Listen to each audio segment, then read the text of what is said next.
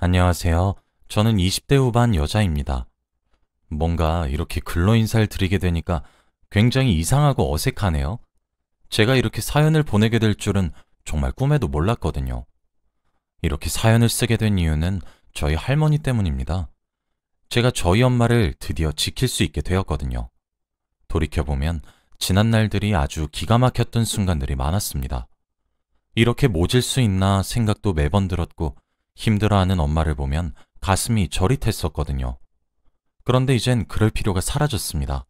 제가 그렇게 만들어버렸거든요. 그 이야기를 한번 해보고 싶어서 이렇게 글을 쓰게 되었습니다. 저는 밑으로 동생이 넷이나 있습니다.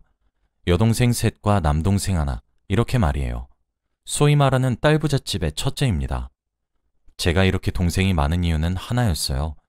저희 엄마의 시엄마, 즉 제게 친할머니 되시는 분께서 아들을 그렇게도 바라셨거든요. 저희 엄마는 젊었던 시절에도 지금처럼 순진했고 순수했습니다. 물론 지금도 아주 소녀처럼 여린 감수성과 따뜻하고 고운 마음씨를 지니고 계십니다. 저희 아빠는 그 잘난 3대 독자 집안에서 태어나셨어요.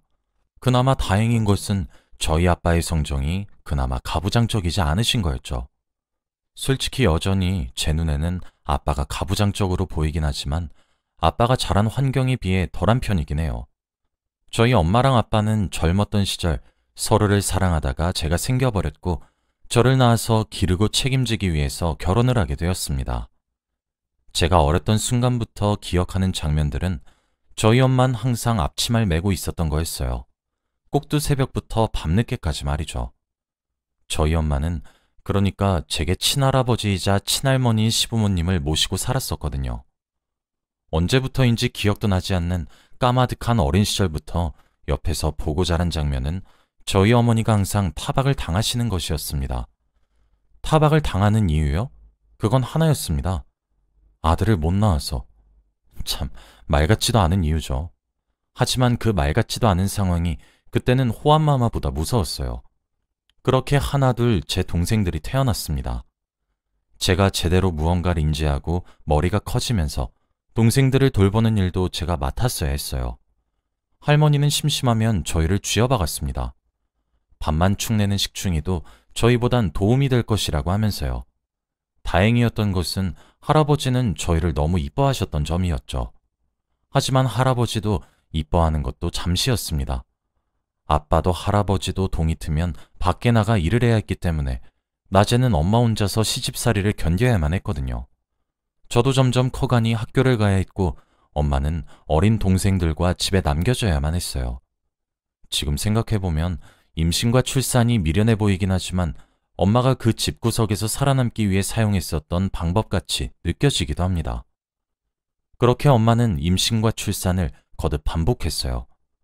하지만 저희 넷째가 태어날 때까지 계속 여자아이만 낳으셨죠. 할머니의 구박은 날이 갈수록 심해졌습니다. 아빠와 할아버지만 자리를 비우시면 애도 못 낳는 년, 쓸모없는 년 등등 저희 엄마를 낮잡아 부르다 못해 아주 폭언을 휘두르셨고 등짝을 내려치거나 머리를 후려치거나 손찌검도 서슴지 않으셨어요. 저는 그럴 때마다 울었습니다. 제가 세상이 떠나가라 울면 아빠와 할아버지가 상황을 알게 될까 염려하여 할머니가 자리를 서둘리 비우셨거든요. 아빠와 할아버지를 붙잡고 제가 매번 할머니가 엄마를 괴롭히고 절 때린다고 일러바친 적이 종종 있었거든요. 그럴 때마다 아빠와 할아버지가 할머니를 엄청 혼내켰고 그러고 나면 하루 내지 이틀은 잠잠하셨었죠. 그래서 그 또한 제가 살아남는 방법이었습니다. 하지만 제가 그렇게 행동할 때마다 저희 엄마는 저를 꼭 끌어안고 미안하다고만 했어요. 엄마가 못나서 미안하다, 엄마가 죄인이다, 이러시면서요. 어린 마음에 그게 무슨 말인지 정확히 알 수는 없었지만 그렇게 말하는 엄마가 싫었어요. 그렇게 제가 11살이 되던 해 저희 집 막내가 태어났습니다. 막내를 임신했을 때는 엄마의 처우도 달라졌었어요. 그동안 제 동생들을 임신했을 때에는 임신 막달까지 멀쩡한 세탁기를 내버려두고 이불 빨래를 시켰고 찬물로 설거지도 못하게 하셨었거든요. 그런데 남동생을 임신하고 나니 손끝 하나 움직이지 못하게 하셨죠. 저는 처음에 할머니가 귀신이라도 씌인 줄 알았어요. 그리고 동생이 태어나고 난 뒤 알게 되었죠. 저희는 남동생을 얻기 위한 과정에 불과했던 사실을 말이에요. 하루는 새벽이었는데 잠에서 깨서 화장실을 가려던 순간이었어요. 그때는 남동생이 태어난 지 얼마 지나지 않은 순간이었죠. 그런데 집안 구석에서 흐느끼는 듯한 소리가 들리더라고요. 처음엔 귀신인 줄 알고 너무 놀랐고 무서웠고 두려웠어요. 그런데 잘 들어보니 저희 엄마 소리인 것 같더라고요. 살금살금 가까이 다가가니까 엄마가 제 막내 동생을 껴안고 울고 계셨어요. 네 덕에 살았다. 내가 네 덕에 살았어. 하시면서 울음을 끄끄 삼키시면서요. 그리고 실제로 엄마가 남동생을 낳고 난 이후부터는 시집살이가 많이 줄어들었어요. 그때 어렸던 제가 느낄 정도였으니 말 다 했죠. 어렸던 순간에도 저는 한순간에 깨달았어요. 엄마가 드디어 숨통이 트였단 사실을요. 그리고 다짐했어요. 내가 동생들을 통솔해서 엄마를 지켜야 되겠다고 말이에요. 그래서 그런지 할머니는 저를 유달리 싫어했습니다. 그리고 엄마가 낳은 제 막내 동생에게 엄마는 젖을 물릴 때 말고는 손도 대지 못하게 하셨어요. 할머니 혼자서 물고 빨고 엄마는 그런데도 만족스러워 하셨었죠. 하지만 저와 제 동생들이 점점 쑥쑥 자라면서 할머니의 차별은 무척이나 심해졌습니다. 그리고 남동생도 아나무인으로 자라기 시작했죠. 아빠와 할아버지조차도 할머니를 타박했지만 들은 채도 하지 않으셨어요. 그저 우리 장손, 우리 똥강아지. 억울했던 적도 있었어요. 저는 한 번도 받아보지 못한 할머니의 따뜻한 손길, 말 한마디를 걔는 남자로 태어났다는 이유로 받으니까요. 사소하게 밥상머리 반찬들부터 남동생의 말본새까지. 남동생도 집안에서 왕처럼 떠받들어지니까 버릇이 없어졌죠. 할아버지와 아빠도 적당히 하라고 타박을 하셨지만 내심 아들인 남동생을 아끼는 것이 눈에 보였어요. 저와 제 여동생들은 소외되어 갔습니다. 그렇게 세월이 흘러 제가 20살이 되던 해가 되었어요. 그때 제 막내 동생은 고작 초등학생에 불과했죠. 그땐 명절이었어요. 그날은 아침부터 엄마 몸이 안 좋았어요. 아니, 며칠 전부터요. 잠도 제대로 자지 못했고 소화도 못 시켰고 생전 힘들다 아프다 소리 한번 하지 않던 엄마였는데 저를 붙잡고 오늘 엄마가 왜 이렇게 힘이 들지? 하시더라고요. 그런 엄마를 붙잡고 할머니는 야, 좀 빨리 붙여라. 우리 장손 새우튀김 먹고 싶으시단다. 하셨죠. 저는 엄마에게 제가 할 테니까 들어가서 쉬라고 얘기했어요. 그런 저희를 보고 할머니는 눈을 흘기며 아이고 아주 효녀 납셨다 납셨어 하며 비꼬았죠. 근데 그런 말들이 20여 년 동안 들었으면 익숙해질 만한데도 그날따라 가슴에 탁탁 박히더라고요. 엄마는 그 말에 한마디 대꾸도 못하고 약 먹으면 괜찮다고 절 안심시키고 할머니께 말했어요. 죄송해요 어머님 이라고요. 지금 생각해보면 그 순간부터 저는 점점 이성을 잃었던 것 같아요. 그러던 순간 엄마가 휘청이는 듯 하더니 털썩하며 쓰러졌습니다. 그때는 아빠도 할아버지도 산소에 가셨던 터라 집에 저희 여자들 뿐이었어요. 그런데 제가 너무 화가 났던 것은 무엇인지 아세요? 할머니가 쓰러진 엄마를 보고 그러더라고요. 참 일을 하는 티를 낸다네. 아휴, 너 뭐하니? 안 일어나고. 라고요. 그 얼굴이 사람인지 사람 탈을 쓴 악마인지 분간이 안 되더라고요. 남동생도 지 엄마가 쓰러졌으면 울고불고 매달려야 되는 것 아닌가요? 그저 지 엄마를 돌같이 쳐다보며 멀뚱멀뚱 서 있는데 그동안 남동생이 싸가지가 아무리 없어졌어도 친부모에게 저럴까 싶었는데 그제서야 제 눈 위에 씌어있던 것이 사라지는 듯 하더군요. 혼비백산된 여동생들과 쓰러진 엄마를 챙길 사람은 저뿐이었어요. 119에 전화를 했고 급히 응급차를 타고 응급실로 향했죠. 극심한 스트레스로 잠시 혼절한 것이라는 의사 선생님의 말을 듣는데 터질 게 터졌다 싶었어요. 그렇게 사람을 정신적으로 괴롭히고 옥죄어오는데 지금까지 버틴 엄마가 용하다 싶더군요. 절 따라온 둘째와 셋째 여동생에게 엄마를 맡겼습니다. 아빠에게 전화를 했고 아빠가 올 때까지 엄마 곁을 지켜라고 했죠. 그리고 넷째를 데리고 저는 집으로 돌아왔습니다.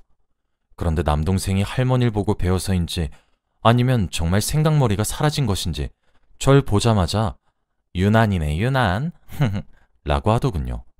평소에도 나이 터울이 한참이나 나는데도 야이야거리고 제 여동생들 누나 취급은커녕 하녀 취급을 하는 것도 제가 벼르고 있었어요.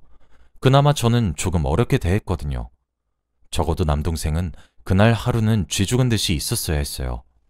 저는 엄마를 순간적으로 잃을까봐 겁이 났었고 한껏 예민해져 있었는데 쓰러진 엄마를 보고 장난이든 진심이든 유난이라 말하는 동생을 두고 볼 수 없었습니다. 아직 초등학생인 남동생을 제압하는 건 누워서 떡을 먹는 것보다 식은 죽을 먹는 것보다 쉬웠습니다. 머리채를 잡고 제 방으로 데려갔더니 울고불고 난리를 치더군요. 할머니도 난리가 났더라고요. 그런데 생각을 해보세요. 20대 초반이었던 팔팔한 제가 80대 노인 하나 못 부리쳤겠습니까? 방에 질질 끌고 데려가 구석에 던져 박았습니다. 넷째 동생이 걱정되었는지 언니 하면서 저를 졸졸 쫓아왔더군요. 앞으로 펼쳐질 일들이 넷째에게 보여줄 꼴은 아닌 것 같아 내보냈어요. 언니가 우리 남동생 혼을 좀 내야 될 것 같아. 그러니까 엄마 방에 들어가서 이불 덮고 귀 꼭 막고 있어. 알았지? 착한 넷째는 응 언니 많이 화내지 마. 언니도 엄마처럼 아프면 안 되니까 하더니 제가 시킨 대로 방으로 들어가더군요. 남동생은 저한테 악다구니를 쓰기 시작했어요. 저한테 야이야거리며 쌍욕을 하기 시작하더군요. 대체 그런 저급한 욕은 누구한테 배웠나 싶었는데 남동생이 내뱉는 모든 욕들은 할머니가 저희 엄마를 향해 내뱉는 말들이었습니다. 제 마지막 남은 이성의 끈을 놓게 만들기엔 아주 충분한 단어들이었죠. 초등학생의 입에 나오기도 힘든 말을 내뱉었고 그런 말을 들을 때마다 제 손엔 힘이 들어갔어요. 그동안 나이 많은 큰 누나여서 누나들 중에서 가장 어려워했던 저였지만 그래도 형제 중에서는 제가 남동생을 가장 많이 보살폈고 챙겨주었으니까요. 끝까지 눈을 똑바로 뜨고 절 노려보는 남동생을 보고 바닥에 널브러진 효자손을 들었어요. 남동생은 그제서야 제가 평소와 다른 상태인 것을 직감했는지 두 눈이 공포로 물들더군요. 너 오늘 잘 걸렸다. 뭐? 유난? 넌 네 엄마가 쓰러졌는데 유난이란 소리가 나와? 내가 평소에 네 버르장머리 얻어 터지기 전에 고치라고 몇 번 말했어. 그래, 너 오늘 너 죽고 나 살자. 일로 안 와? 그제서야 남동생은 눈물 콧물 다 짜면서 잘못했다고 싹싹 빌더라고요. 제가 정말 화가 났던 이유가 뭔지 아세요? 제가 뭘 잘못했냐고 물으니까 남동생이 제 잘못을 모조리 알고 있었던 거였습니다. 저는 모를 줄 알았어요. 몰라서 그렇게 행동하는 줄 알았어요. 그랬더니 누나들을 우습게 여기고 부렸던 것도 잘못했고 엄마한테 대들고 못되게 군 것도 잘못했고 할머니 등 뒤에 숨어서 저희를 조롱했던 것도 잘못했고 등등 지 입으로 술술 이야기를 하더군요. 그때 방문이 바깥에 있는 누군가에 의해 열렸고 뒤를 돌아보니 아빠와 할아버지가 서 계셨습니다. 남동생과 씩씩거리는 절 보더니 두 분 다 말을 잃으셨어요.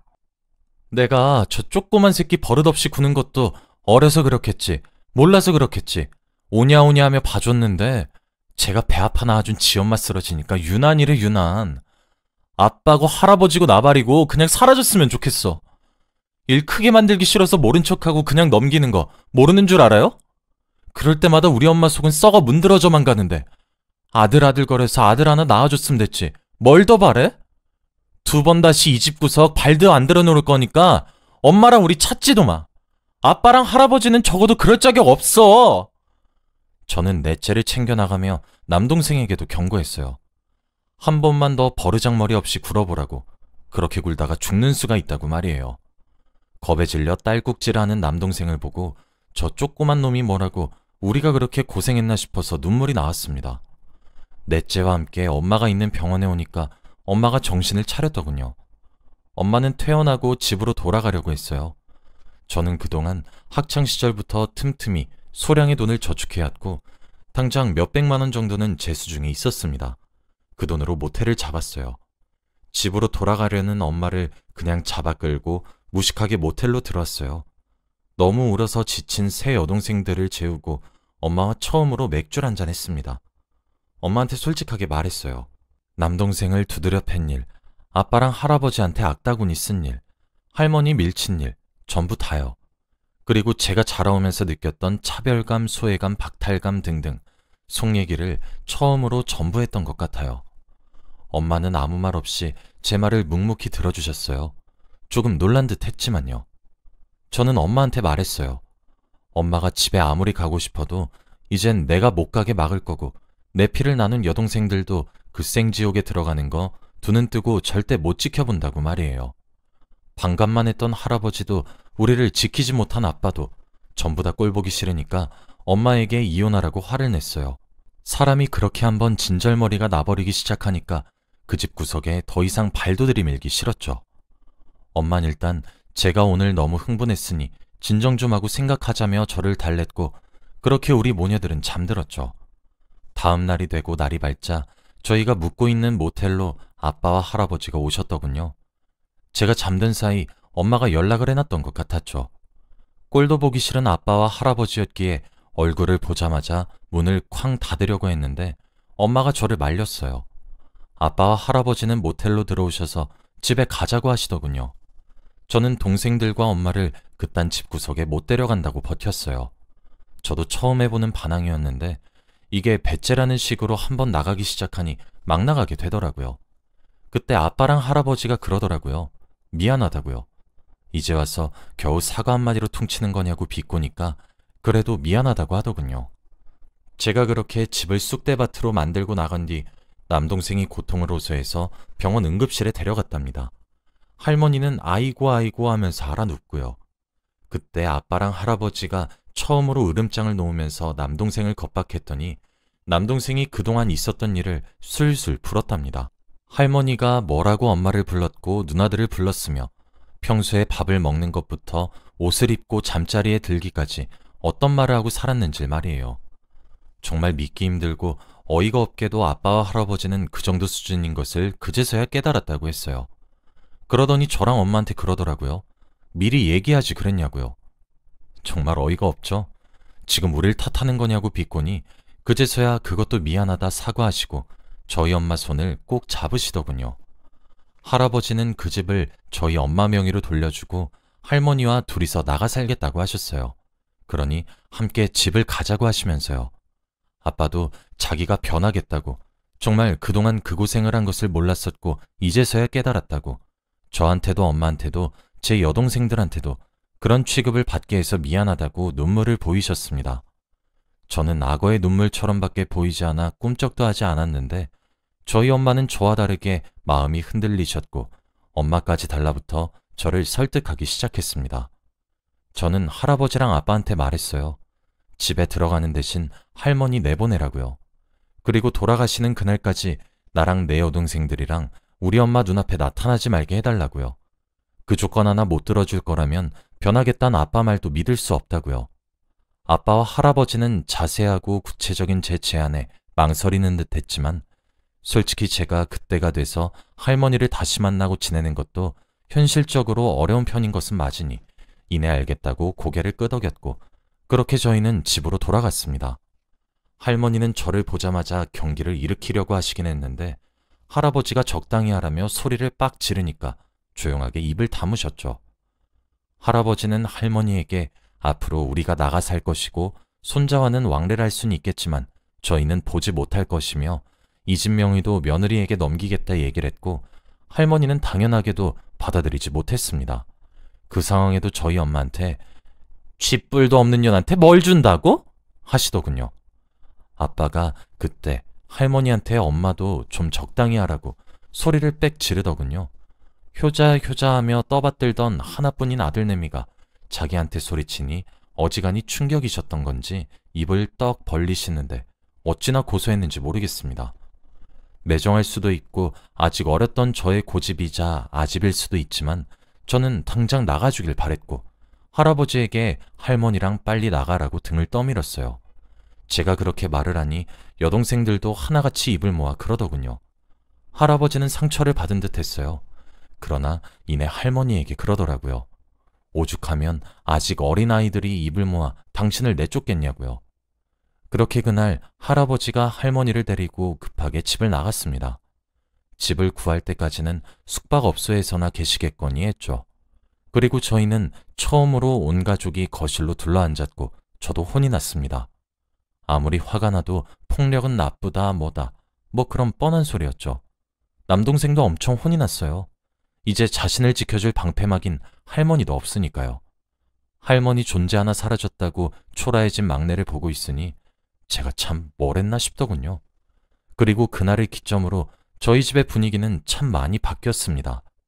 남동생은 그렇게 얻어맞고 난 뒤 빠르게 싸가지를 되찾았고 저희를 누나라고 꼬박꼬박 칭하기 시작했으며 왕처럼 굴지 않았어요. 엄마도 스트레스로 위를 다 버리다시피 하셨었는데 건강을 많이 회복하셨고 집에서 쉬고 놀기도 하시며 저희와 놀러도 다니고 쇼핑도 다니면서 많이 밝아지셨습니다. 얼굴빛이 화사해졌죠. 아빠는 그 이후 더 이상 가족 간의 불화를 외면하시지 않으려고 많이 노력하시는 것 같아요. 대화를 많이 하려고 하시기도 하고 더 알아가려고 하시기도 하거든요. 할아버지는 한 번씩 저희 집에 놀러와서 저희 얼굴을 보고 가시곤 하지만 할머니는 5년이 지난 지금도 얼굴 한번 마주치지 않습니다. 아빠랑 남동생은 할머니를 따로 찾아뵙는 것 같지만 암묵적으로 저희 가족 사이에서 할머니에 대한 언급은 그 누구도 하지 않고 있어요. 사실 지금도 제가 너무 폭력적이고 극단적인 방법을 사용한 것은 아닌가 하는 생각은 많이 듭니다. 하지만 그 반항의 결과가 너무 제 엄마와 여동생들에게 이로워서 후회가 들진 않아요. 저는 시간을 돌려도 그렇게 극단적인 방법을 사용할 것 같기도 하거든요. 저는 이번 일을 겪으면서 가족 간의 대화가 참 중요하다는 생각을 했어요. 만일 저희 아빠나 할아버지가 미리 아셨으면 이렇게 극에 치달았을까 생각이 종종 들기도 하거든요. 그 후 남동생은 무럭무럭 자라서 지금은 고등학생이 되었습니다. 그때 제게 크게 혼났던 기억이 남아있어서 그런지 저를 어려워하는 듯 하긴 하지만 이전처럼 겁을 내거나 무서워하진 않는 것 같네요. 종종 그 시절 이야기를 꺼내면 남동생은 자기가 어려서 그랬던 거라고 쪽팔린다고 얼굴이 빨개지는 걸 보면 그렇게 큰 트라우마로 남진 않은 것 같아 다행이란 생각도 듭니다. 여기까지가 제 긴 이야기였습니다. 지루했을지도 모를 제 이야기를 들어주셔서 무척이나 감사하고 여러분들 가정은 항상 평화롭길 바랄게요.